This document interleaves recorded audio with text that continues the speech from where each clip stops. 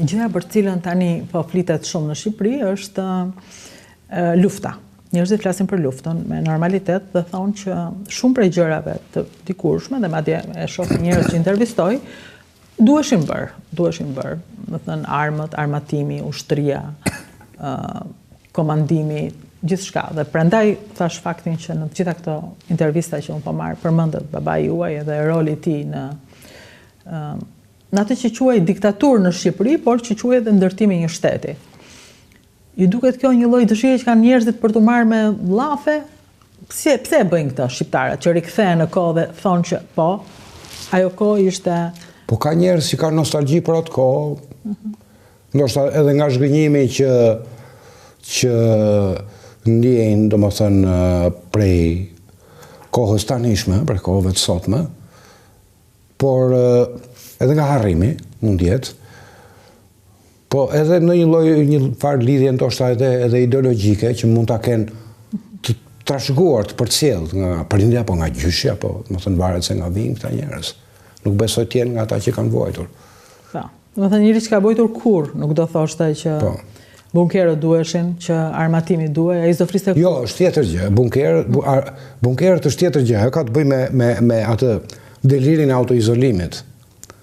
Edhe armatimi që këtë, domethënë, Shqipëria do përballonte një sulm të një kohëshëm të NATO-s e Traktatit të Varshavës.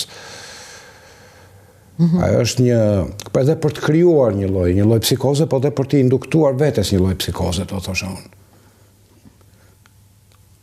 Po sigurisht një vend duhet të armatohet, po atëherë ishin kushte krejtësisht të tjera, nuk ishte Shqipëria, domethënë që do përleshej me NATO-n e me Traktatin e Varshavës, nuk ishte tjetër konjunkturë.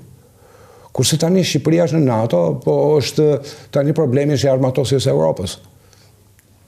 Ju duket sikur po rikthehet një kohë, domethënë sikur po dëgjon një lajm që ke pas dëgjuar para shumë vitesh, sikur je një i rilindur në një trup tjetër dhe po jeton një kohë armatimesh. Çfarë përjetimi keni ju kur dëgjoni? Më tepër se sa atë kohë, domethënë të armatimit në kohën e komunizmit, më tepër më çon në një kohë historike më të hershme që unë nuk e kam jetuar, në vitet 20-30 shekullit kaluar. Jo në Shqipëri, kudo? Në Europë. Në Europë. Po. E ndjeni, domethënë. Po, është evidente, nuk është, domethënë, është me gjërat që thuan nga Shtëpia e Bardhë sot, me përkrajen që kanë dhe me rritjen e partive, domethënë fashiste, neofashiste në Europë, me simpatin që kanë një pjesë e këtyre, domethënë partive neofashiste, për një autokrat si Putini, për shembull.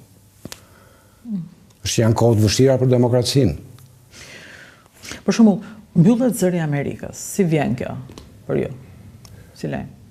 Po, edhe kjo është një shenjë që është fundi i një kohe, domethënë. Edhe kjo dëmton dhe Amerikën shumë, se forca e Amerikës nuk është vetëm fuqia ushtarake. Amerika sa luftra ka humbur me shtete shumë më të vogla. Është ajo që quhet soft power, domethënë fuqia të rreqëse që ka, që është dhe Hollywoodi, është Broadway, janë shumë gjëra, domethënë që e të rriqnin. Është edhe mirëqenia, është edhe kultura, gjitha këto. Si mund të vinin në këtë ditë? Mënyra e jetesës amerikane. Si u erdhët në këtë ditë? Ky është muhabet i gjatë, ky donte një emision tjetër. Me dy fjalë do thosha që është po ajo që po ndodh jo vetëm në Amerikë, edhe është kudo sot që fryn një erë e tillë. Mendoj që kjo vjen pikërisht nga ajo që quhet neoliberalizëm, domethënë tkurrja e shtetit mirëqenies dhe si thua një lloj çrregullimi i tregut dhe një shpërndarje e padrejtë e pasurisë. Ju jeni majt? Po. Po jo i majt si Partia Socialiste. Partia Socialiste s'ka asgjë të majt. Çfarë ka Partia Socialiste? Partia Socialiste është një parti neoliberale si të tjera, domethënë. Si që të tjera, dhe i përshtatet kohës. Nuk ka shumë ndryshim nga PD-ja në këtë drejtim. Nuk ka. Kurse socialdemokracia skandinave për shembull është krejt tjetër gjë. Në Spanjë për shembull, janë të majt? Po është Partia Socialiste, pastaj ka parti që janë më të majta, se Partia Socialiste janë në koalicion me të. Sot. Ju keni njohur personazhet nga afër, personazhet që dominojnë politikën shqiptare, si Berishën edhe Ramën, besoj. Po, e kam njohur. Besoj më shumë Ramën. Po. Ka ndryshuar shumë? Si? Ka ndryshuar shumë? pushteti ndryshon, sigurisht. Kjo si duket është, që pushteti ndryshon njerëzit. E takoni përsëri Ramën? Ka ca kohë se kam takuar. Ndërsa Berishën? Berishën e kam takuar në fillim në dola nga Burgu, në Tenjishin, kam takuar 1-2 herë, ishte lideri i opozitës në atë kohë.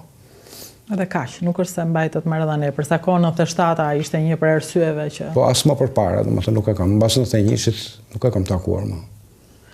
Po Tirana, si është? Shqipëria, si është? Tash edhe kjo donë të njërë tje.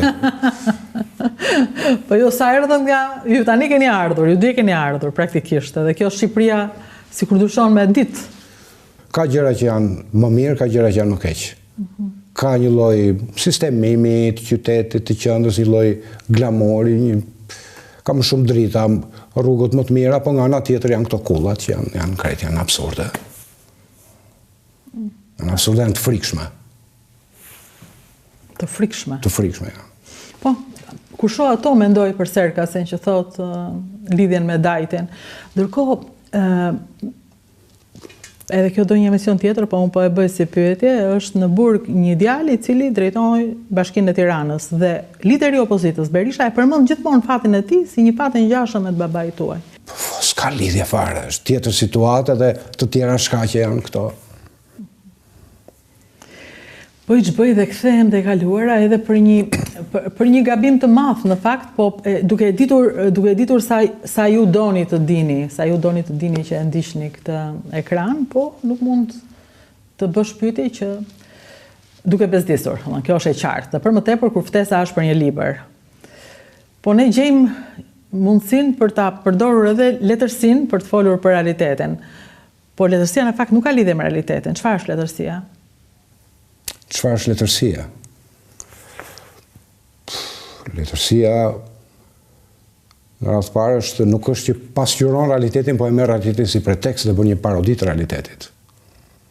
Letërsia është kërkimi i qenies, i misterit të qenies. I misterit të shpirtit njerëzor dhe i qenies si të tillë. Duke lexuar dhe shkruar, e keni gjetur ju? Duke lexuar dhe shkruar, ju e keni gjetur misterin? Ai nuk gjendet asnjëherë. Ai në një farë mënyrë përjetohet. Mund të thuash. Nuk mund të gjendet në mënyrë që ta shprehësh me fjalë, të thuash është kështu, është kjo, është kjo. Përveç se duke shkruar një libër tjetër. Më thënë, e rëndësishme është rruga, ajo është ajo që na knaq, që na mbush, që na pëlqen. Shkrimtarët që ju tani pëlqeni? Librat që ju po lexoni? Rilexova një libër Danilo Kishit tani, një varr për Boris Davidovicin. Ju rikthyet? Po. Për ndonjë arsye të veçantë? Për të tretën herë. Për tretën herë? Po. Po është arsye doja të lexoj një libër të mirë dhe rilexova. E njëkohësisht tani jam duke dhënë një seri leksionesh në Universitetin Mesdhetar, politika dhe letërsia moderne, dhe një nga autorët për cilë do flasë është Danilo Kishi, por jo konkretisht për këtë libër. Në universitetin në Shqipëri? Si? Mësime në Shqipëri? Po jap leksionin e një në Universitetin Mesdhetar.